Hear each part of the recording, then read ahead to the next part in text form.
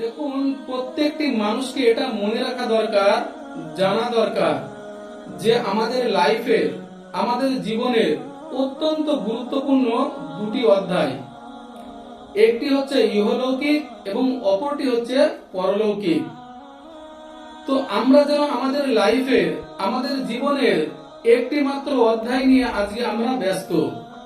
আমরা ব্যস্ত আমাদের লাইফ নিয়ে, আমরা ব্যস্ত আমাদের ক্যারিয়ার নিয়ে, আমরা ব্যস্ত আমাদের ফ্যামিলি নিয়ে, আজকে আমরা ব্যস্ত আমাদের সমাজ, সোসাইটি নিয়ে, আমরা আরো ব্যস্ত আমাদের সন্তান আর সম্পদ নিয়ে।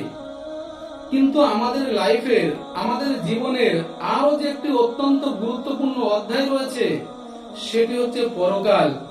আমাদের মৃত্যুর পরের জীবন, অনন্তকালের জীবন, আখিরাতের জীবন। সেই গুরুত্বপূর্ণ বিষয়টি, গুরুত্বপূর্ণ অধ্যায়টি আমাদের কাছে সত্যি যেন আজকে বড় গুরুত্বহীন হয়ে পড়েছে। সেই অধ্যায়টি আজকে যেন আমরা ভুলেই গেছি।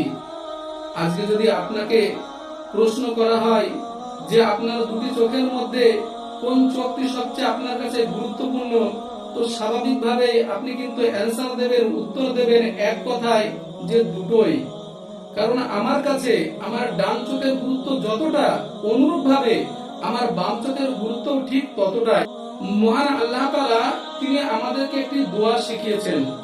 আমরা প্রত্যেকেই 5 ওয়াক্ত নামাজের পরে অন্ততপক্ষে একবার হলেও আমাদের মহান রবের কাছে, আমাদের মহান প্রভুর কাছে, আমাদের মহান প্রতিপালকের কাছে দুহাত তুলে কেঁদে কেঁদে আমরা দোয়া করি, রব্বানা আতিনা ফিদ দুনিয়া হাসানা, যে হে আমার রব, হে আমার প্রতিপালক, হে আমার প্রভু, আপনি আমাকে দুনিয়াতে কল্যাণ দান করুন, মঙ্গল দান করুন, এবং আমাকে আখিরাতে অর্থাৎ পরকালেও আমাকে কল্যাণ দান করুন, এবং আপনি আমাকে জাহান্নামের আযাব থেকে, দোজখের আগুন থেকে আমাকে রক্ষা করুন, আমাকে বাঁচান।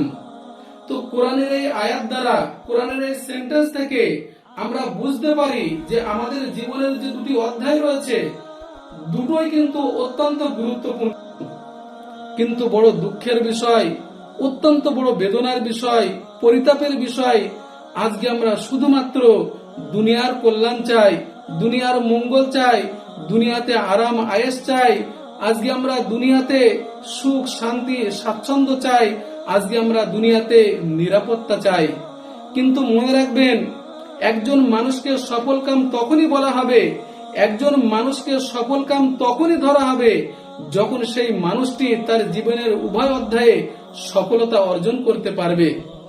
সেই জন্য আমি সকলকেই রিকোয়েস্ট করব, করজোরে অনুরোধ করব, আমরা যেন আমাদের লাইফের, আমাদের জীবনের উভয় অধ্যায়ে আমরা সকলেই যেন সফলতা অর্জন করতে পারি। আমরা সেই জন্য সকলেই সচেষ্ট হব।